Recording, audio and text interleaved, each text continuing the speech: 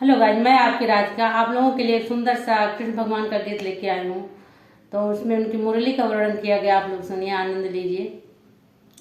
श्याम सुंदर से बोली मुरलिया, श्याम सुंदर से बोली मुरलिया, तुम बजाने के काबिल नहीं हो। श्याम सुंदर से बोली मुरलिया, मैं तो सीधे बांस की बांसुरिया, मैं तो सीधे बांस की बांसुरिया, तुम तो टेढ़े हो मेरे संवरिया, तुम तो नटखट हो मेरे कन्हैया, तुम तो नटखट हो मेरे कन्हैया, दिल लगाने के काबिल नहीं हो।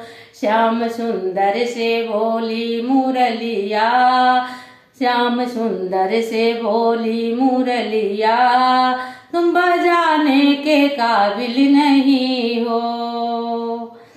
तुम तो बचपन में गैया चराते और घर घर में माखन चुराते।